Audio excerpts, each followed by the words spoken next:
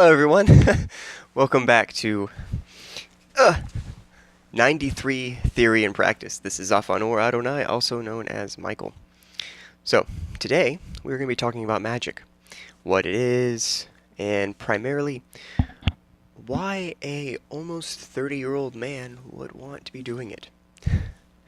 Nevertheless, a bunch of other individuals around the world practicing such things. Now, on the surface, you cannot argue a statement such as this by saying, because a lot of other people do it. Because there's a lot of different kinds of people out there. Some more productive towards society than others. So, why pursue this particular mode of operation and understanding of the universe? We'll get into this. So, first of all, I feel it's necessary to just give the basic run-of-the-mill, or I don't want to say run-of-the-mill, but basic occult understanding of what magic is. It is the science and art of causing change in conformity to one's will. So, in that, anything that is a willed act is a magical act.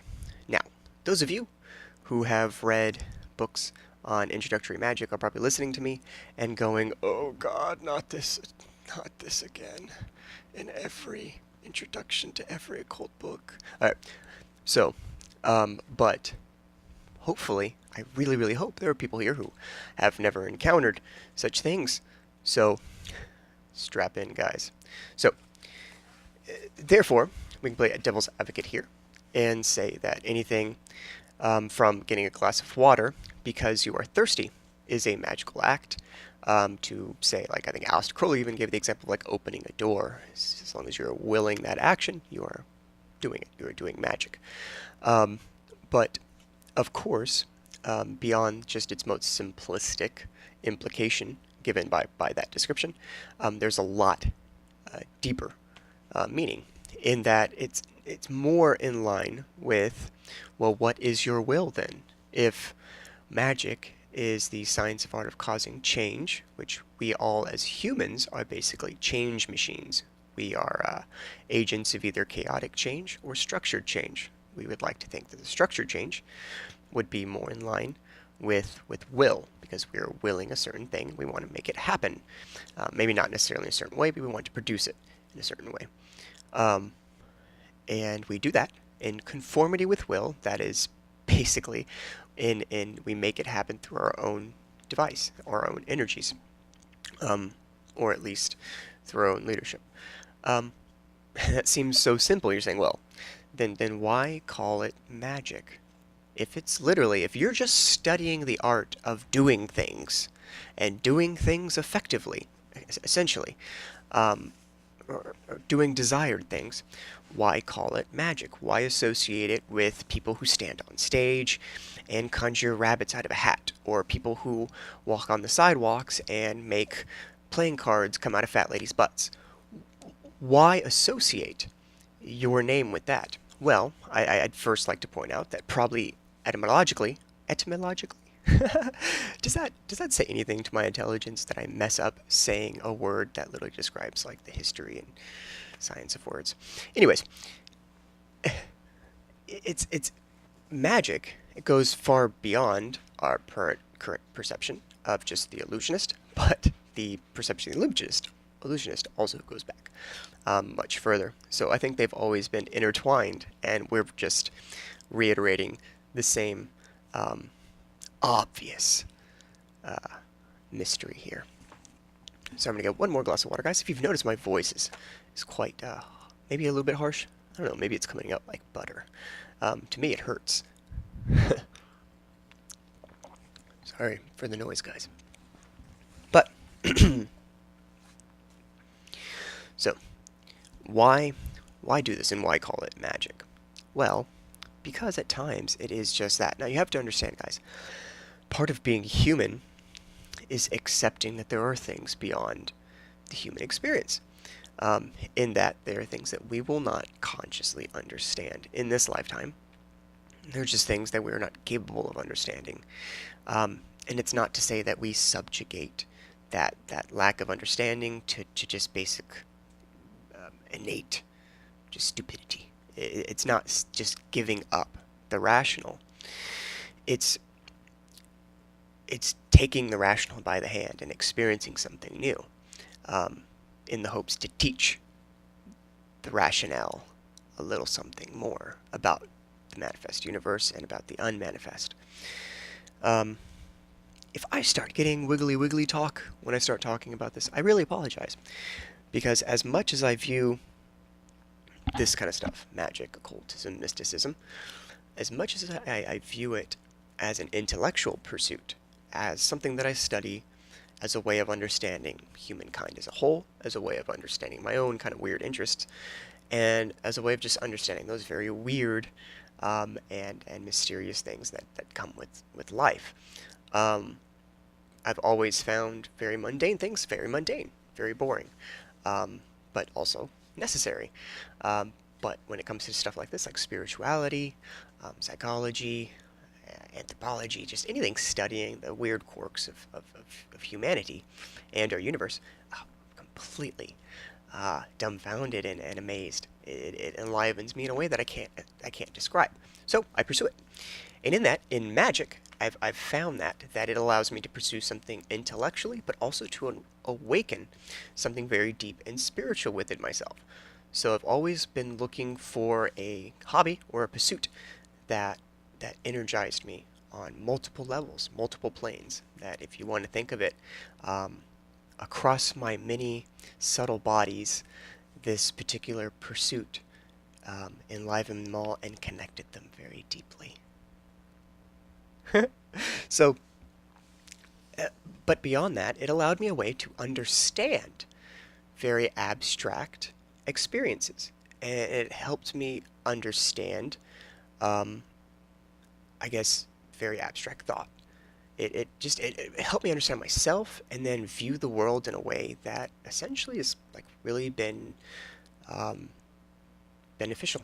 I mean, it's kind of a weird sense. It's like you have a very vast amount of creative energy within you, and you have to have a way to kind of release that. And this has really provided a way for me, at least, of releasing that energy, very controlled and in a way that makes me feel like I'm evolving as an individual and evolving towards some collective, greater thing. So, we've given the basic description of magic being the ability to change things in conformity with will. But I want to give an even better description. So, this is from Magic, Theory and Practice. And it's going to be on page 123 if you have this particular edition. If not, it is in the it's part of the introduction, or it is the introduction of part 3 of Magic and Theory and Practice. So essentially, the Theory and Practice portion of the book. So, it goes further to say, now this is a quote from the Goetia. So the Lemegeton of King Solomon. This is the book of, you like to think of the 72 unclean spirits, of which Solomon summoned and then bound into a brass vessel, and then through some goof, released them all again. So, but on to the description. Magic is the highest, most absolute, and most divine knowledge of all natural philosophy, advanced in its works and wonderful operations by a right understanding of the inward and occult virtue of things, so that true agents, being applied to proper patients, strange and admirable effects will thereby be produced. Whence magicians were profound and diligent searchers into nature, they, because of their skill, know how to anticipate an effect, the which to the vulgar shall seem to be a miracle. Now, essentially, that's just saying these really cool guys in history, these heroes of myth, these figures of lore, these archetypes of old, this magic of which these mythical beings used, this magic in which encompassed these people's lives, enabled them to do great and wondrous things. He's saying, basically, this transcendent power of change to affect history and create legend. It's essentially the ability to understand your environment, understand yourself, deduce from that understanding a practical way of divining facts, and then using that to create things because you know. So essentially, think of it this way. I'm going to give this example. You, how man figured out agriculture. So for the longest time, we were hunter-gatherers. We would scavenge. I don't want to say scavenge, but essentially, we would go and gather our food. We would pick the fruit off of trees and bushes and berries off of bushes, and we would find root vegetables that we've somehow figured out that, when you dig so far, it's got this root thing that you can eat. But essentially, human knowledge has been a progression of discovery. It has been us discovering things about ourselves and about our environment, which once we have investigated that discovery, we gain knowledge. And that knowledge is what we use to impact our environment, to create change in conformity to will. So essentially, magic is just old science. You can just view it that way. Now, this is, of course, pretty obvious to people. They say, well, of course, these alchemists and magicians were just people, and astrologers were just people trying to understand the universe, and they didn't have all the answers, so, of course, a lot of that non-understanding was subjugated towards spirituality, but in a sense, they were just very early scientists. Yeah, I mean, that's a very fair and accurate representation.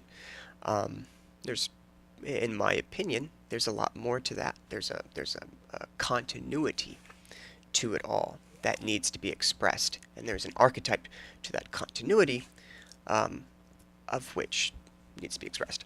But beyond all that, yeah, it's basically just a weird way of doing science. And you say, well, Safan, if you wish to just do science, why don't you just become a scientist? Well, because that's somewhat limiting, isn't it? If you decide to become a scientist, generally the reality of it. So you have to compare reality. So the actual practical way things are gonna go about, which is a form of magic. Understanding that, and then making proper actions and decisions based on that. So in my current understanding of science in this world, essentially, to be a scientist, you have to pick a certain field, and that's your discipline. So that's very restrictive, unless you're a very remarkable individual in which you can acquire numerous degrees and certifications and become specialized in multiple fields, in which case you will have much more influence on the scientific community at large, in which case you would be a more powerful magician. So Safan, why don't you do that? Well, shit, dude. That's hard. No, because I understand myself enough to know that that sort of pursuit would not be fruitful given my specific abilities and gifts. And yes, could I develop those gifts? Yes. Could I perhaps develop them in this lifetime enough to be effective in the way I think I should be? No. That's basically it. I think if you're not too wrapped up in the ego aspect of what it is to become something, you do realize that you can really become anything, but then it does become a matter of practicality and time. Like, what were you really put here for? Or of true will. So, but yeah, why not just become a normal scientist? It's not for me. I've always been a little bit of a self-made man myself. Or I guess you could say a lazy scholar, in the sense that I find things that I want to pursue. I don't like to be tied down to a specific thing. So at times I'll study one particular aspect of occultism, and I will literally hit that as hard as possible. Other times, and then I'll just jump around from thing to thing. Now, of course, I do see the benefit of a structured way of learning, of having to go through a very structured system and pattern to understand certain things and understand the benefit of that. 100%. But I think in this particular aspect, I like the freedom of pursuing various things as the spirit wills. You have to remember, guys, I am an Aries, the sign of new life and vitality. I'm constantly bursting forth and releasing energy without giving a shit where it goes. So,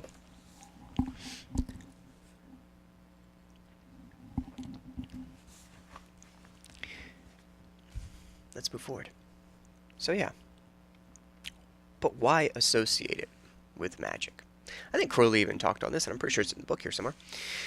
Essentially, it's because it's what it does denote to people. Yes, the average person will hear the word magic and go, "Oh, that dude believes in card tricks. He believes in cutting pretty ladies in half, eh?" I don't know why I'm doing this in like a gangster voice, like an old school gangster voice, but I am having fun. So, but Crowley's thought, he's like, this isn't for the normal person. This isn't for the sheeple that walk about among us. This isn't for the in our current times, the zombies of our generation. This is for people who are willing to think, who are going to say, magic. Huh, that's interesting. I wonder why they call it that. I'm going to go look it up. It's for those kind of people. Not for the ones who are going to go, huh, magic. Huh, what a goofball. Huh, time to go watch a football game. I'm just kidding. No offense to anyone who watches football. Football's actually kind of fun. I don't know why I always refer to that. We'll look into that. But essentially, it's just that it invokes something in someone. And magic invokes something in someone no matter where they're from. Because this magical beings come from every culture and generation. So, in any sense, if you were to tell someone, that guy does magic, you are going to invoke some sort of opinion in that other person. So yeah, it's a powerful word. It's a magical word. Magic is a magical word. So that's essentially why we use it. Now, why would a 30-year-old guy who, hopefully if you guys have been reading this, have either deduced that I'm absolutely batshit crazy, or I'm just a rational, sane human being who has odd interests, that perhaps likes to bring some light to those interests. So, why would that said individual be interested in something like this? Well, like I said, the intellectual pursuit, the understanding of self. The fact that this is essentially the scientific understanding of the mystical. This is essentially the catchphrase Aleister Crowley liked to use to describe his magic, his pursuits. And the Equinox, his series of books that he wrote, kind of basically giving all these occult works in a series of like catalog form. But he said that this is the wow, I can't even think of the phrase right now. If anyone out there, it's the I have that science of art and change, blah blah blah. But it's basically the pursuit, the aim of religion, the method of science. Yeah, the method of science, the aim of religion. Jesus, help me. I don't know why that was so hard to get out.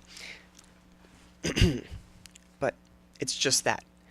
My whole life I've been obsessed with religion, with essentially the religious experience, the intangible effect that those sort of things have on people. But I've also been somewhat intellectual, rational, which has always been the major conflict in myself. The fact that like I am this somewhat creative person with a very creative personality, and that had a very creative spiritual outlook. I've always been open to very spiritual things. I keep using the word spiritual, but I think that's kind of like the best way to put it, the way people understand, right? I see the best way to say like mystical things, unknown. I've always been fascinated with just things that weren't like normal, odd. But then on the other sense, I've always been very interested in mathematics and history and psychology and science, like hardline science and physics. I've been very interested in very hardline pursuits.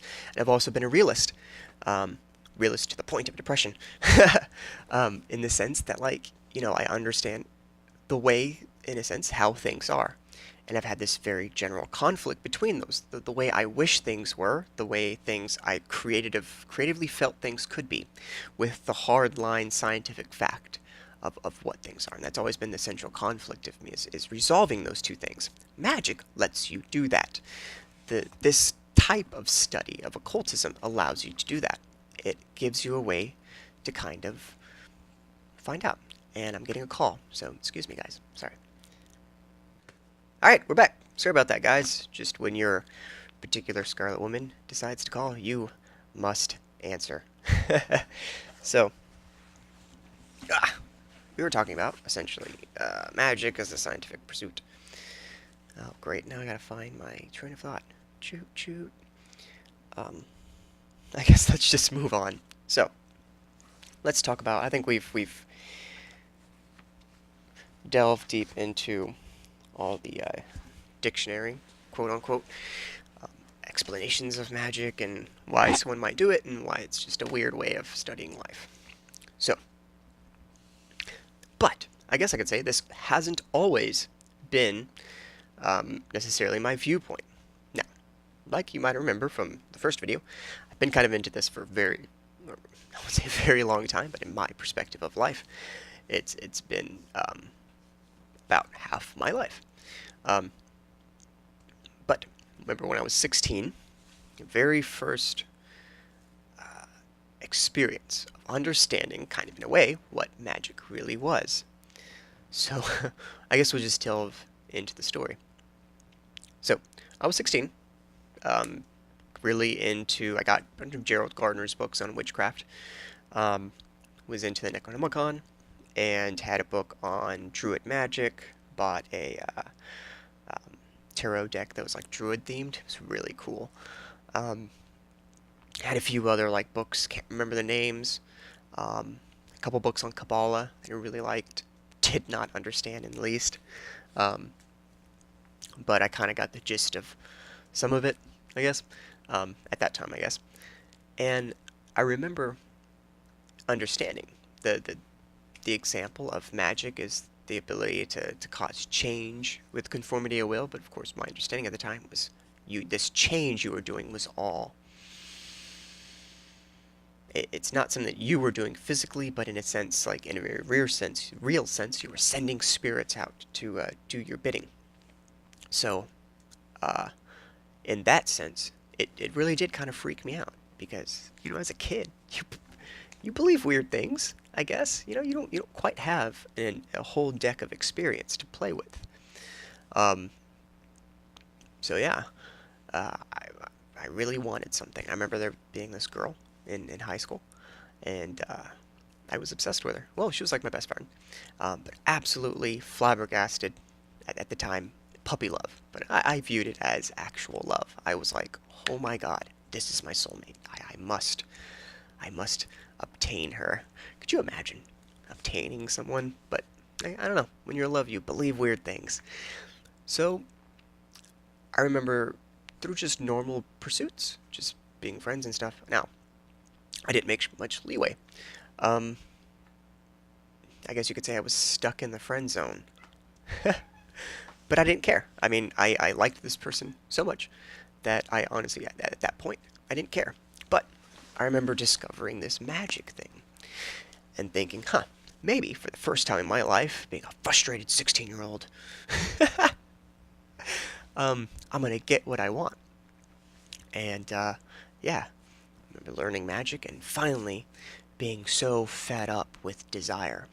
And by this time, now, of course, when you're 16, you don't really understand things as they happen. But now, having hindsight, I guess I'll give my hindsight impression after. But at this time, I'm being frustrated with not obtaining. She would go get a boyfriend, wouldn't work out, she'd be done with him, I'd be the shoulder to cry on.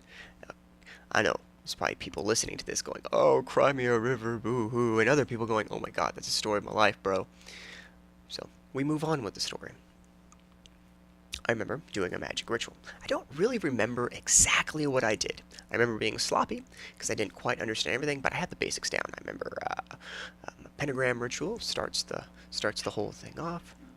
Then we had a general invocation of god forces, and then a pleading to those god forces, or a charge to them. And I did some offerings. What I remember, though, is really, really, really wanting what I wanted. In a sense, at that point, to my 16-year-old teenage mind, this was the person I was meant to be with. This was my true will. I was going to make it happen. And this was me doing the last thing I could think of to do it. I remember thinking, finishing the ritual, and nothing happened for like 3 days, something like that. We still talked on the phone, blah, blah, blah. It was all awesome. A series of weird events happened, like right after that. The first thing was, I believe, not the first day after the ritual, but the next day, because I think it was a weekend, so I had to wait for like the next Monday. all of a sudden everyone was looking at me differently, and I thought, wow, do I have this magic glow about me now? Um, I also remember like that movie The Craft being out around this time, and like thinking, wow, am I like powerful now? Like, um, it sounds so ridiculous, but no, that wasn't it. It was this girl I was obsessed with essentially had thought she had become pregnant by a gentleman who had the same, I guess you could say, similar nickname I had in high school. Um, Off by one letter, you could say. I'm not going to get into the nickname because it's just ridiculous. We'll tell that in another story. But essentially, it was very similar. And yeah, everyone thought I had gotten this girl who everyone, I mean, come on, I basically followed her like a puppy. Knew I was obsessed with. We were best friends, so they knew, okay, why is this guy always hanging out with her? Um, and yeah, like it was a little different. What had happened was apparently a few people have gotten wind that this dude who had a similar name may or may not have gotten this girl pregnant, and yeah, the attention had shifted to me, and I had no idea. Um, so yeah, that was weird, super super weird. But of course, I did my best to be like, no, I'm pretty sure that this is what happened, guys. This is I would love to take credit for this. Oh God, how I would love to have taken credit for that. Not the child part, but just scoring. 16-year-old mind, guys, remember.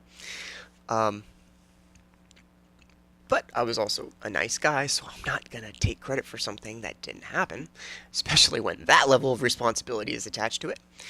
So yeah, I tried to set it right, but of course people are like, no, you're just trying to cover it up, bro. Just trying to cover it up. So yeah, that was a weird ramification from the ritual. So yeah, so that's the second day. All that actually blows over really quickly in a day. Um, Parents were called, I guess. I don't know. I think her parents were called. That was it. She got pulled from school that day. Um, but everything was set right. I mean, I guess you could say like everyone was looking differently. But you have to remember, I was a nerd. My peer group was a large group of nerds. A few normal kids, a few cool kids that were all part of different classes, but essentially my peer group that I would deal with was all nerds. So, word traveled quick, but it dissipated quickly because nerds have no power in the social structure of high school. Um, so the rumor was just that, a stamped rumor that no one cared about. Thank God. Um, but the next day, I'm guessing, my timeline could be off. It could have been more than 3 days. I just like to say 3 days because it sounds magical. Um, but I got a phone call. And of course, I talked to her through this whole thing, and she thought it was stupid that people thought that it was that, and she had basically been trying to tell everyone, no, no, no, it was this other guy. They just have similar nicknames. God, this all sounds so weird. But it blew over. But the weird thing was, for some odd sense, it made her realize this whole series of catastrophic events made her realize that she truly loved me. And I remember being on the phone, having her crying on the phone, which was kind of awkward for me. I don't do well with people crying around me. Um, but yeah, she was basically like, "Hey, I love you. Always loved you. Something." And here's another weird thing that shows me that magic works in mysterious ways. I realized at that moment that I didn't love her. It sounds really harsh when you say it that way because just this was the obsession. This is what I've wanted forever. And I finally obtained it, and I obtained it using magic. In a sense. I mean, come on, 16-year-old boy gets into this shit, does a ritual, within a few days gets exactly, well, I wouldn't say exactly, but very, very, very, very close to what he wanted. But then tragically discovers that it's not his true will. Whoa. And I remember being very awkward on the phone and and realizing that I didn't love her. I lusted her. um yeah, really quick that it was all. I guess you could say I had as a 16-year-old boy completely fueled by 100% hormone. For a split second, the hormones left my body and I was able to think clearly, and I realized, holy cow, this is just a girl who I'm friends with, who I admire as a friend, but because she's also hot, or in my eyes hot, um, I was inflamed with passion. And that passion giveth thy name love. Um, yeah, and it was a really, I guess you could say it was my first practical spiritual awakening of realizing the distinction between lust and love at age 16 after a magic ritual. So yes, magic works, but it doesn't work, in my experience, to give you the things that you think you want. It gives you what you need because it reveals things to you. So, yeah. So, at that age, I realized early on that magic wasn't this wiggly wiggly mystical system, at least to me, of which I could just get things that I wanted. I realized that yes, you will get essentially what you want, but like the Tom Petty song, um, but you find sometimes you get what you need. Oh yeah, you get what you need. And I got what I needed. I needed to learn something. And at that point, it slowly started revealing to me that, I don't want to get, what's the word? I'm not trying to get on a soapbox about any of this, but I realized that my pursuits in life, that's kind of started a kind of a way of understanding that, like, my pursuits were were going to be mystical, in a sense. That had I probably gotten what I wanted and become the great um, magician Valentino that I was thinking I was gonna be, I wouldn't have actually gotten what I truly needed for the advancement of my soul, the advancement of my spirit, the evolution of myself as a being that is physical and also something more. Um, so it kind of started revealing to me, I guess, a different path. Now, of course, I have a girlfriend now. I have love. I have romance. It's all worked out in the end. Because life is a journey, man. It's twists and turns, different scenes, different roads. Live it. um, so, that was my first experience, practically, with practical magic. Um, and how it revealed to me kind of how it's used for self-discovery. And I loved it. I absolutely loved it. It dispelled a lot of the fears that I had of it, of like, I had a tangible fear. And some of you might relate to this, kind of jumping into magic, for the beginning, of like a tangible fear of like, wow, I really hope I made my circle correct. I hope my pentagrams are right, because like I'm doing some real stuff. Like I'm summoning some real unknown things from another plane. I'm opening dimensions. Like, there's a real sense of fear that comes along with it, and it's wonderful. If you're those people that love horror movies, but are also very psychologically stable, and not just in your own opinion, but other people say, hey man, you're a level-headed guy. When the pressure's on, you really keep it together. You're a great leader. If you're that kind of person, please pursue magic. It's a trip. If you love horror movies and you're not a stable person, please don't do it. You will scare yourself shitless. So, which I guess is a good thing for you. Huh. Anywho. Now, I want to give my first example of, I guess, the other form of magic, the more creative form. So the form of magic that's less practical, it's the form of magic of which I just want to contact things and find some cool shit out.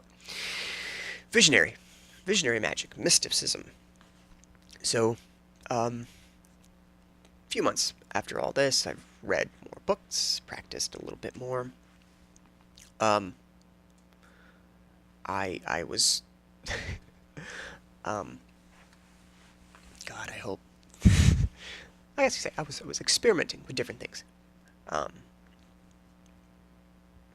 All natural, of course. Now, I was doing kind of like drugs, but nothing bad, like nothing like heroin or cocaine or anything like that, no. I was getting into like natural homeopathy and psychedelic, or how to extract psychedelics from things and weird things like that. So yeah, I would every now and then friends would give me pot. I'd have pot. They would give me mushrooms. I'd have, well, mushroom oil, bullshit it's called. I don't know. Um, but yeah, just various things like that that you can get a hold of, as well as, oh god, there was this stuff I used to smoke called wild lettuce, loco lechuga, wild lettuce. Um, but essentially, it was used. You try it and smoke it, and it was like a Mexican shamanic dream aid. It would let you have lucid dreams. It would help you have lucid dreams. So I did a lot of that stuff. um, but yeah, I was young at this point, 17 roughly, just turned 17, and was just trying to experiment. And of course, I never did anything that I thought I could really hurt myself with. I look back at it, and it's funny. Do you say, do you regret any of it? Sure. You regret putting yourself at risk at any time? Uh, but, I mean, I was safe. I was a smart kid, I guess. I mean, I understood the difference between, like, I want to trip out, so I'm going to smoke a little pot, do a little wild lettuce, take a nap, versus, I want to trip out. Let's go find some, like, heroin and LSD. I understood that distinction, and I knew not to cross that line, at least not in my, youthful, easily impressed days. So, yeah, I kept it simple, but essentially I studied with yoga, meditation, um, deep shamanic chant.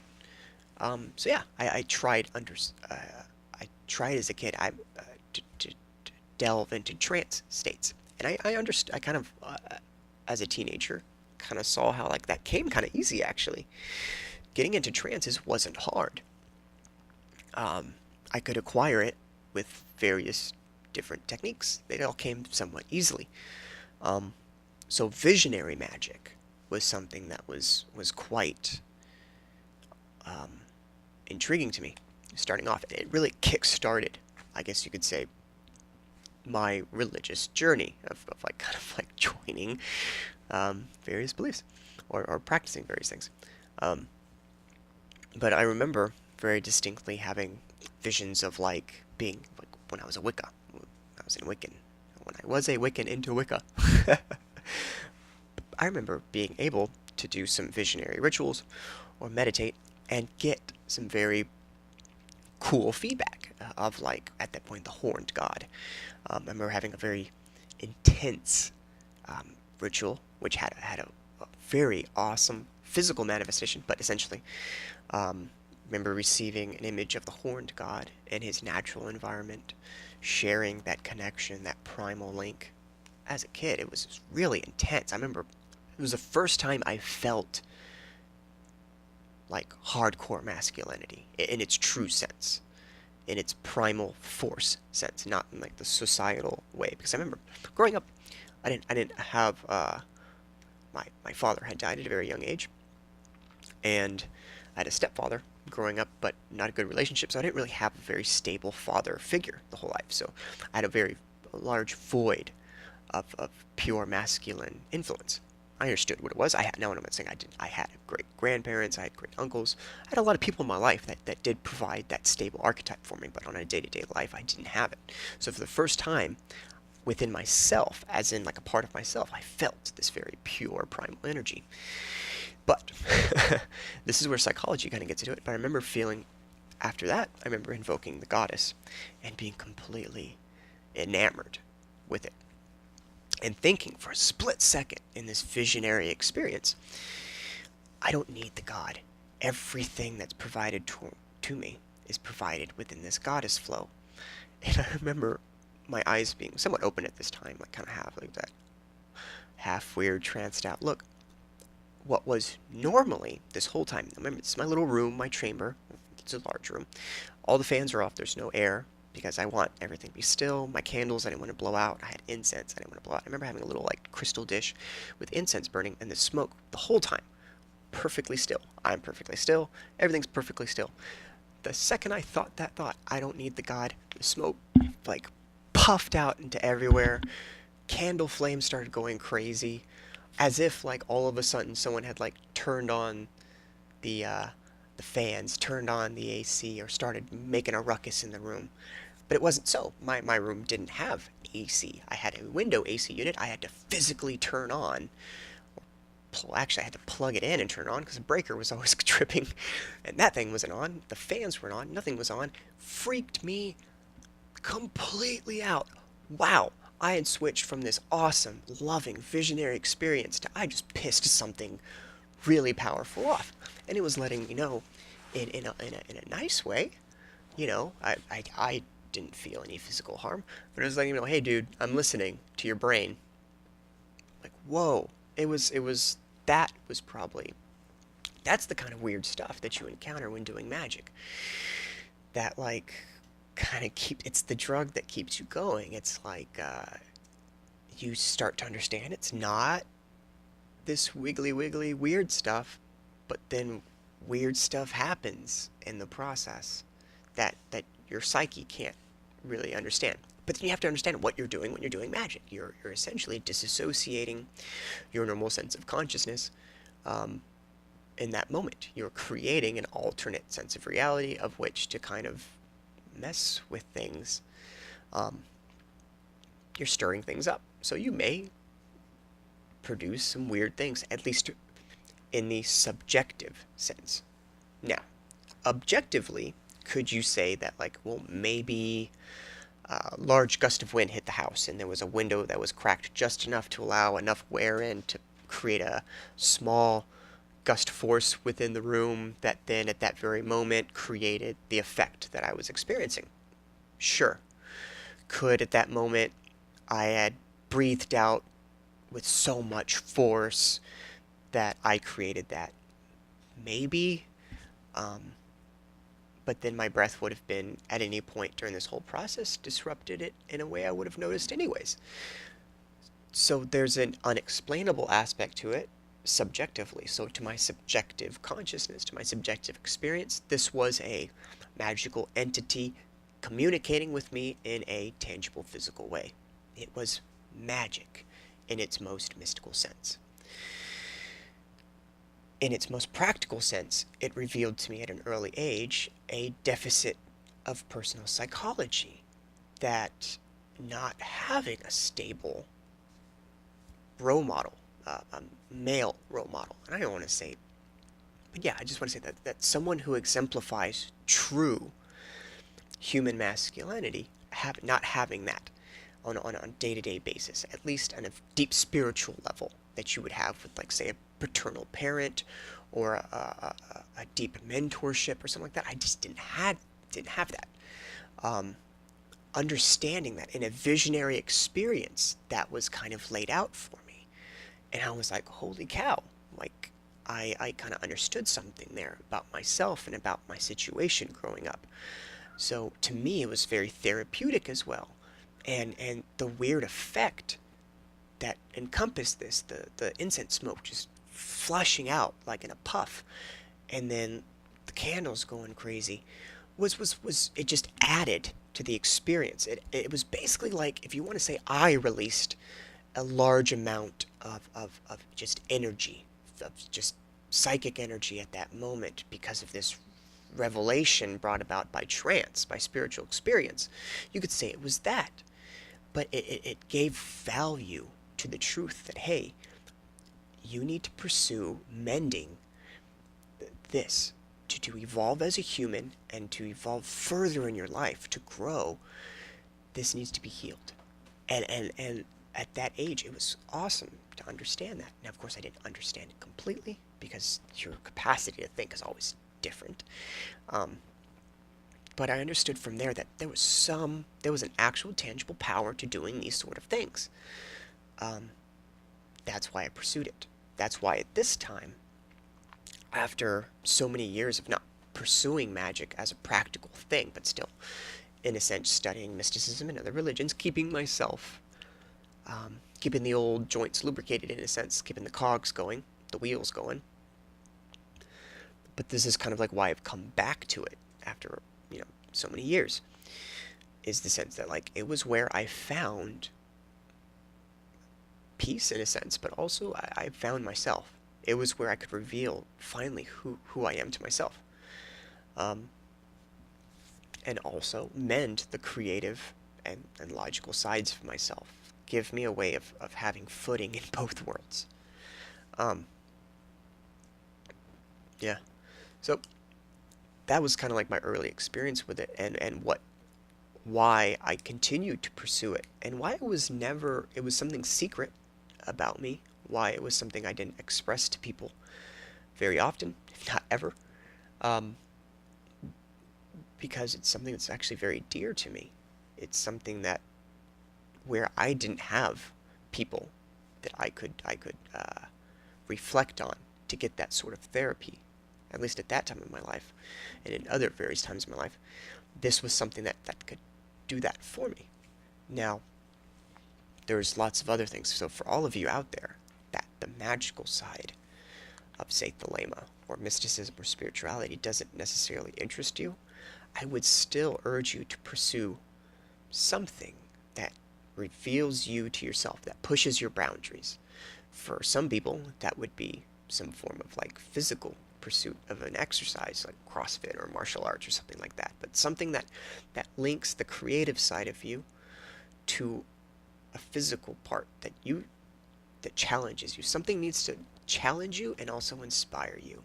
As long as you find that, I feel like you'll start revealing things about yourself, and it'll help you be happier and more effective in life.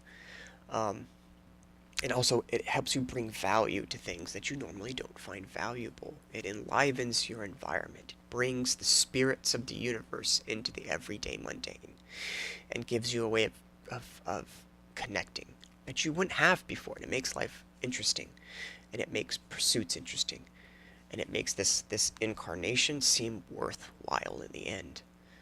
Um, but whatever it is, some sort of pursuit, I would say, please find it. Um, but for me, personally, magic has been a great form of scientific pursuit for me. I guess we'll have to put scientific in quotes, because the majority will not categorize this as an actual form of science. But I do believe that in this new aeon, these sort of things, that what was considered mystical and occult, will become revealed knowledge, and will eventually understand these truths as a collective whole, and hopefully advance to great heights. Um, so let's continue. What do I necessarily do now? What is magic to me now? Magic to me now is two things. One, it is the surely intellectual pursuit of understanding. So, the way I like to put it is, I've learned to see magic in everything. I've learned to see other people as magicians. So, other incarnated beings who, like me, have been born with some form of amnesia. Luckily, through trance, meditation, I've been able to recover old thoughts. Oh, Zophon, you're getting weird on me. You're remembering past lives. Yeah, in a sense. I've always kind of known. I've had weird memories. Like I said in the beginning, I've had this weird sense of existing before existing. So I knew that had to have been like something. And I had these kind of reverberative memories come throughout my life. Um, some of which, of course, could just be um, illusions, false memories, just ways of filling in the gaps in my psyche, or filling in the gaps in memory. I understand that. But there are some things that are persistent and have, like, remember when I said that things sometimes have value? There's a tangible feeling that you have to certain memories, which this is true because it had a very specific impact. Those sort of memories, I do have some cherished ones that were not from this lifetime. But for me, it's helped me to understand that everyone else is essentially like that. So for me, it gives me a framework of understanding logically. Now, it doesn't seem logical, but to me it is. Essentially, that, like, it makes me feel like I'm connected with other people in a sense. Everyone else is just like me. They've been born, they don't have their memories, so they're going to be a new kind of thing. It's a different kind of thing. Even though we all came from, say, the same source, we're all going to be different reflections of that source. And we're going to have our different opinions and experiences and destinies and whatever you want to put it. And it's helped me connect in that way. And it's helped me also connect that we all have these inclinations and desires, some of which have been created through experience, other which have been just deep instilled within us from birth. Things that we just are, our true wills, true inclinations. And that's helped me understand that other people also are free beings with their own individual wills and desires. So it's helped me to understand the value of people, that no matter where you're from, who you are, what you've done, we all have a central core in truth. And that's, we've all entered this, regardless of where, what situation you're born into, essentially you're from the same place. You're starting the same game. Everyone's equal.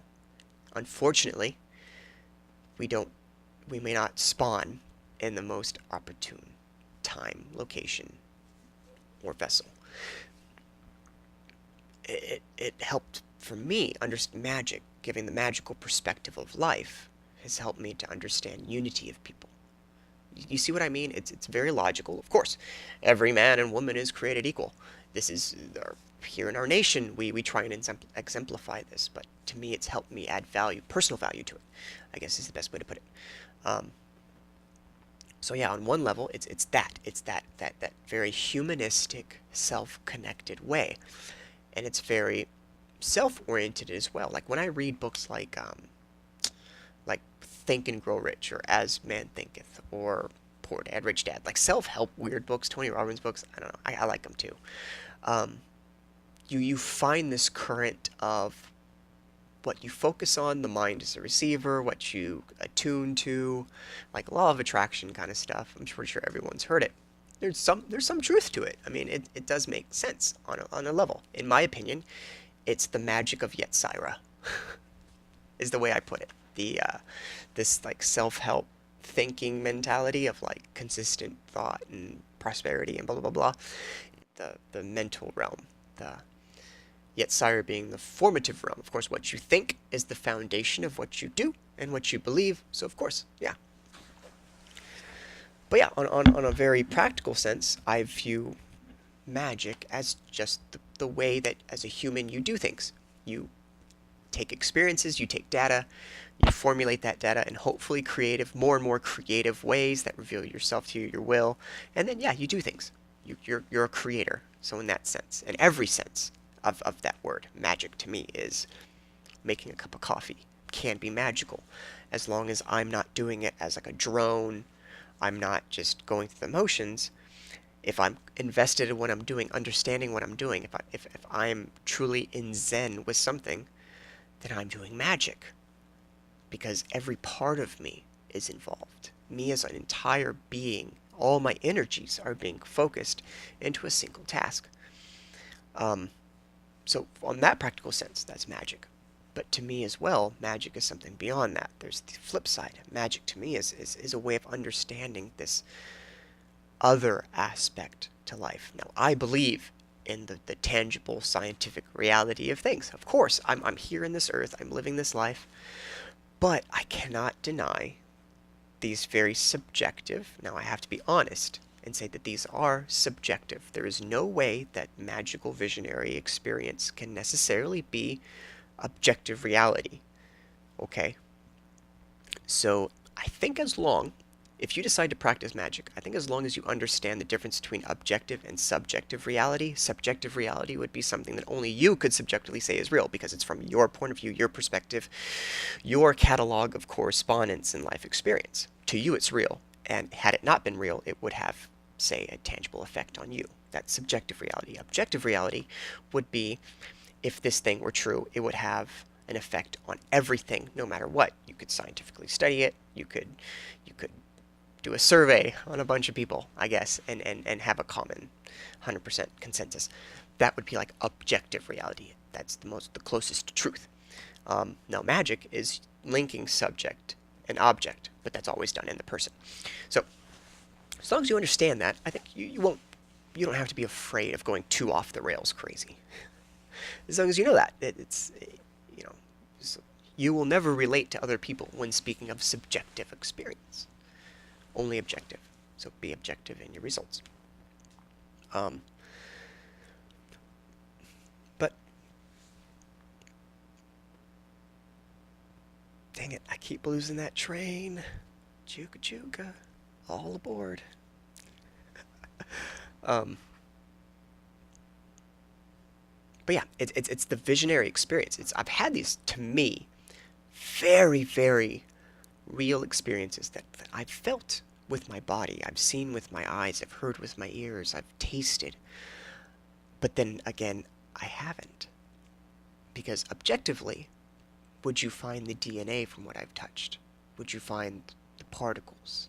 No. Objectively, could I actually describe, could I find something in this world that would taste like what I've tasted, sounded like what I've heard? Can I find colors that represent what I've seen? No.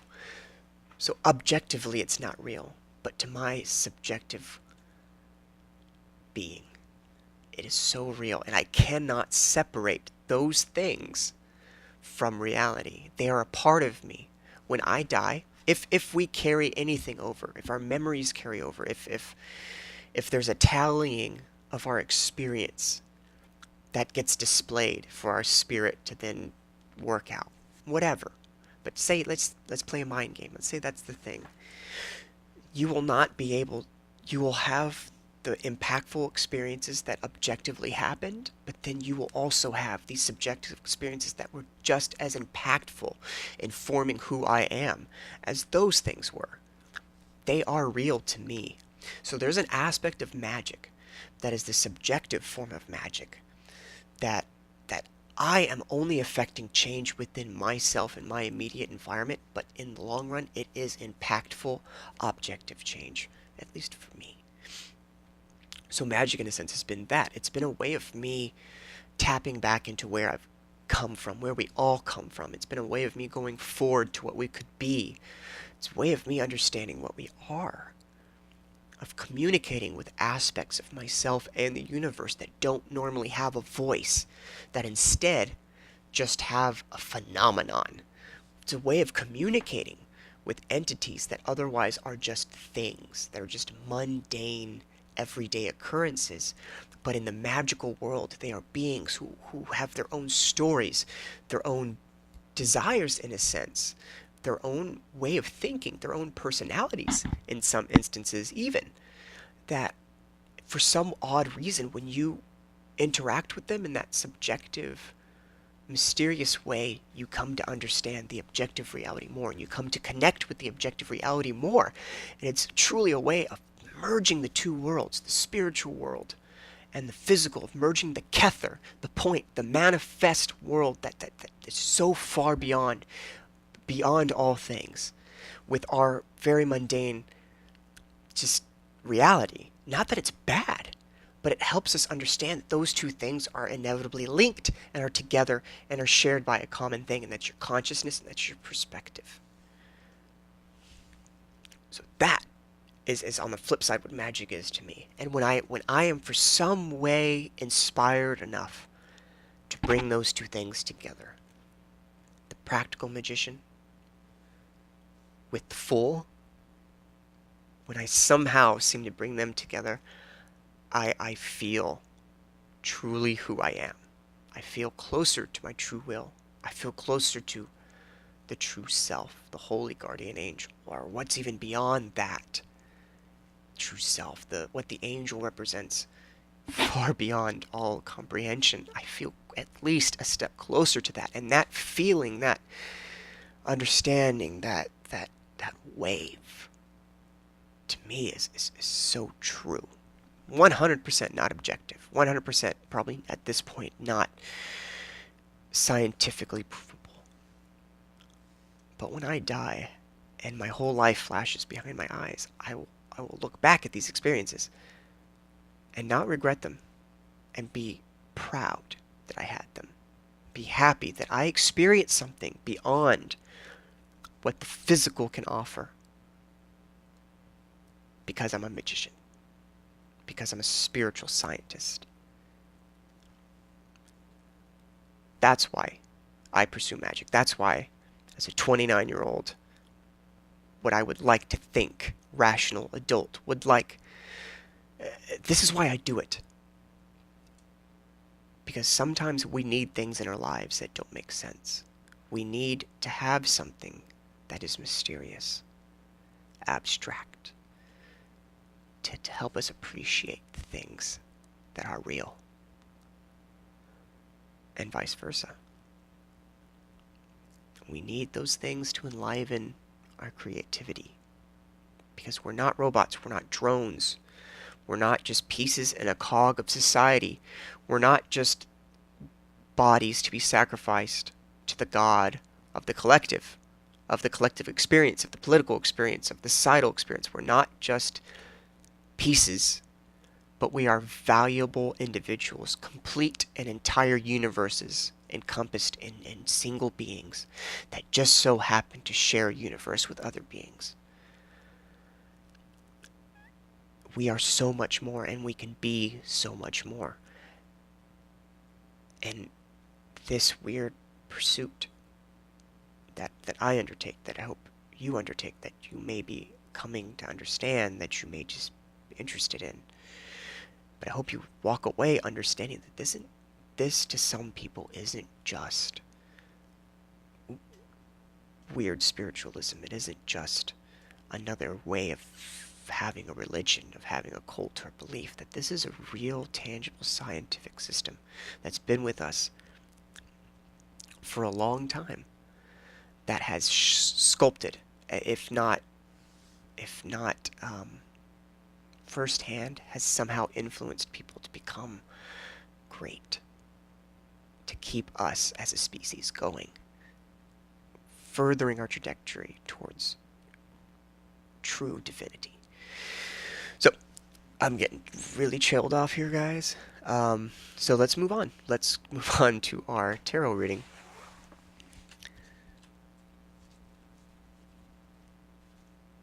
Now, I know this is probably going to be one of our longer videos. Normally, I only have about a good hour of the day to do these podcasts. But when I have the opportunity to do longer ones, I love to do them. I feel like I can get a lot more out. Now, I know once we start having guests, which I have 2 lined up, just getting schedules worked out. But once we start having guests, these videos will probably have to be longer, because there's just so much more to say with 2 minds. Get that whole Gemini effect going. So,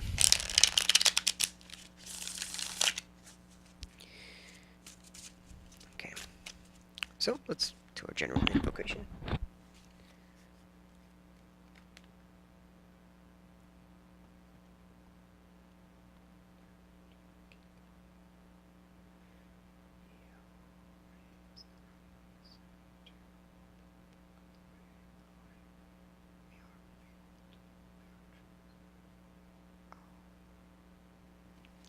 Alright. We got the Empress. The Empress on the Tree of Life, so we remember, is the card that links Hokmah to Binah. So the Empress would be the path that rectifies or transmits the energy from Hokmah, the realm of, you could say either the realm that caused duality or the realm that rectifies duality, but essentially is the realm of Hadith, or the great. Well, of course, we all know Hadith has his more analog in the nothingness of space, in the Ein Sof, the Ein Sof, or we know that Hadith is the point. He is also Kether. He is the singularity. But in this understanding, or tarot, to understand this, we're speaking of Hokmah, the father, wisdom. So that energy is transmitted through the path of Dalet, which means like door in Hebrew, through the path of Dalet to Binah, who is the seat of wisdom. She is the feminine counterpart. She has fire, water. This is the energy. So, just on a practical sense, this is the transistor between fire and water. Personal interpretation.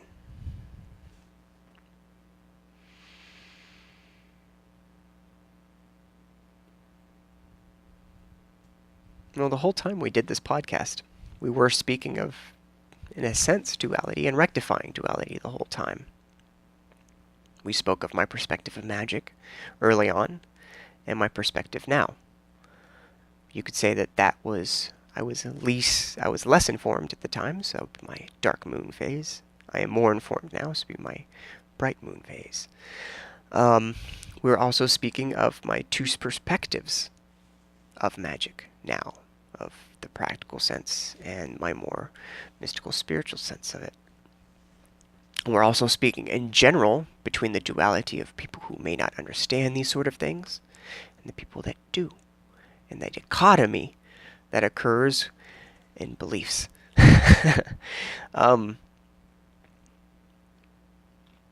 Empress to me, though, has always had a very maternal feel to it, in a sense. When I think of Empress, so Empress, do you think the opposite of Emperor? An Emperor is someone who rules basically by delegation of power.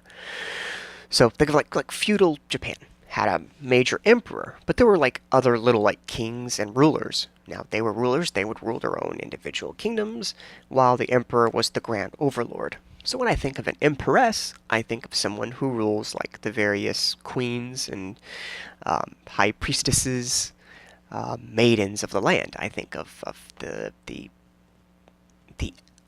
older queen. So like the queen that's how do you say, like her daughter, the princess, has gotten married to the prince, but she's still queen in the sense that she's still alive and she was queen and she wasn't like dethroned or anything. I'm probably really butchering this whole thing, guys. I'm sorry. But I like to think of the Empress like that, whereas the Emperor is the old king. The Empress is the old queen to me. So she has the years of experience of being a mother, of being a maiden, of being a bride, of being a queen. And now she sits with no real power, in a sense. And I want to temper that with saying, like, no real power in the sense of affecting the general kingdom as a whole, because, like, essentially she'd have to affect the king, and then the king make the decision, or the queen, blah, blah, blah. But she has power in the sense that she is matriarchy in its most divine sense. And in fact, the path that leads from Kether down to Tifereth is the high priestess, ruled by Gimel, the camel. The camel is the one that carries you over the desert, who gives you the sustenance of the hump. I'm guessing the dual humps the camel might have an anagram, an analog in the dual breasts of a woman. I'd like to think so. But essentially, you are provided sustenance through this over the desert. In the case of Kabbalah, it is the abyss. But that is the high priestess, which intersects and creates a cross of Daleth and Gimel. You have high priestess and empress. You have the current spiritual force, which is descending down, but that spiritual force has to go through, has to intersect the matriarchal key. She has to gain a little bit of that influence coming down. So that's how I view this card as far as what her role and personality would be. So when I think of old matriarchy, who's above the abyss, given this, okay? So she's in the supernals. So her intelligence, her understanding is all completely connected to truth, to triune truth, okay? She's in that realm of Atsaluth, pure archetype. So what she's going to be giving is pure archetypal truth, pure core truth. Okay? Now, she's also Venus. Oh, now of course. The tree of life, Venus is Netzach. It's the realm of devotion, I'd like to say beauty. Now, Tiferet, of course, is beauty, but I like to say that the things that we find beauty in, so the objective sense of beauty, or is it subjective? Now I'm confusing myself. Either way, the more artistic view of beauty I like to hold in Netzach, personally. But Netzach is the realm of the goddess, the feminine energy, the mental feminine energy, if you want to put it that way. And of course, whenever I give masculine, feminine, blah, blah, blah, I try and hope you guys understand I'm not speaking of the societal, viewpoints of that. Like, I don't believe that the feminine goddess is necessarily going to be wearing a dress. You get what I'm saying, guys? It's feminine in the sense of like what it does spiritually and how it expresses itself creatively and spiritually. So, but you have Venus above the supernals, or in the supernals. So you have the spiritual Venus. Okay, so not the Venus of like love and desire. You know what I mean? This is the core of that love and desire. What's the core of I think in Venus you would have like Eros, romantic love. But what is that romantic love above the abyss? It's agape, it's true love, it's true union, which is why she binds and rectifies the path. She's the path between Binah and Hokmah, the two original opposites of polarity, the first two essential polarities of fire and water.